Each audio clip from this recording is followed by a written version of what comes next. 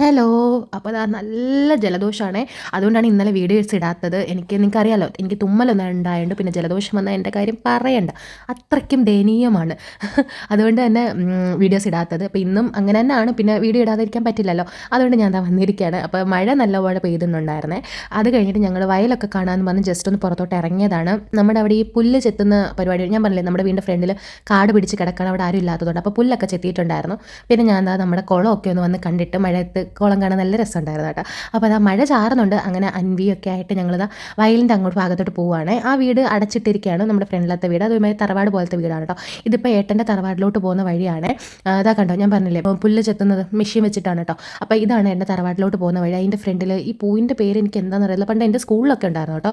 അപ്പോൾ പേര് അറിയാവുന്നവരൊന്ന് കമൻറ്റിൽ പറഞ്ഞേക്കണേ. അപ്പോൾ ഇതാണ് കേട്ടോ തറവാട്ടിലോട്ട് പോകുന്ന വഴി. പക്ഷേ അത് അടച്ചിട്ടേക്കാണ്. ഇപ്പം അവിടെ ആ വഴിയല്ല പോകുന്നത്, അതിൻ്റെ അപ്പുറത്തെ സൈഡിൽ കൂടെയാണ് കേട്ടോ പോകുന്നത്. അവിടെ തറവാട്ടിൽ ഇപ്പോൾ ആരും താമസമില്ല, അടച്ചിട്ടിരിക്കുകയാണ്. അപ്പോൾ ഇതാണ് തറവാട്ട് കുളം. നല്ല ആഴമുണ്ട്. ഇപ്പം ഇങ്ങനെ കിടക്കുന്നുണ്ടെങ്കിൽ നല്ല ആഴമുണ്ട് കേട്ടോ. പണ്ടൊക്കെ ഇവർ അച്ഛനും അമ്മയൊക്കെ ഇവിടെ ആയിരുന്നു കുളിച്ചിരുന്നേക്കുക. അത്രയ്ക്കും ക്ലീനും ഭയങ്കര ഇതായിരുന്നു. ഇപ്പം ആരും അങ്ങനെ യൂസ് ചെയ്യാത്തതുകൊണ്ട് കുളം അങ്ങനായി പോകുന്നതാണ് കേട്ടോ. ഇപ്പോൾ കൃഷിക്കൊക്കെ വെള്ളം അതിൽ കൂടെ എടുക്കുകയാണ് ചെയ്യുന്നത്. അപ്പോൾ നമ്മളിതാ കുളത്തിൻ്റെ ഇപ്പുറത്തൂടെ കുറച്ചിങ്ങനെ ഫ്രണ്ടിലോട്ട് വരുമ്പോഴത്തേക്കും നമുക്ക് വയലിലോട്ട്, അതായത് പാടത്തോട്ട് പോകാനുള്ള വഴിയുണ്ട്.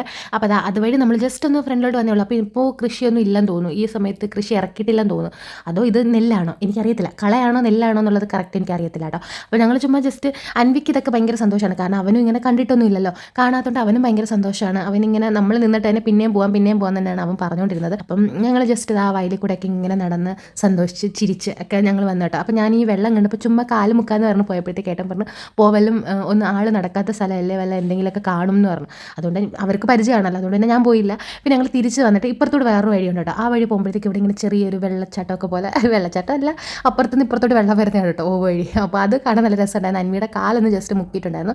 അതിന് ഞാനൊന്ന് കാല് മുക്കാന്ന് പറഞ്ഞ് നോക്കിയത്, പക്ഷെ നല്ല ആഴമുണ്ട്. എനിക്ക് ഇത്ര ആഴം ഉണ്ടായിരിക്കും ഞാൻ വിചാരിച്ചില്ല, പക്ഷെ നല്ല ആഴം ഉണ്ടായിരുന്നു. അങ്ങനെതാ ആഴത്ത് ഞാൻ ജസ്റ്റ് ഒന്ന് മുക്കാൻ നോക്കിയിട്ട് നടന്നില്ല.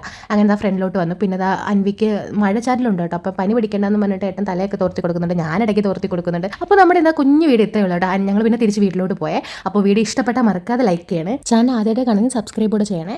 പിന്നെ നിങ്ങളുടെ അഭിപ്രായങ്ങൾ എന്തായാലും കമൻറ്റിൽ പറയണം. ഇതുവരെ സപ്പോർട്ട് ചെയ്ത് എല്ലാവർക്കും ഒത്തിരി നന്ദിയുണ്ട്. അപ്പോൾ തുടർന്ന് അങ്ങോട്ട് സപ്പോർട്ട് ചെയ്യുക. നമുക്ക് ഇനി കുറച്ച് വീഡിയോസൊക്കെ ഉള്ളൂ കേട്ടോ പാലക്കാടത്തെ. അപ്പോൾ നമുക്ക് അടുത്ത വീഡിയോയിൽ കാണാമേ. ബൈ.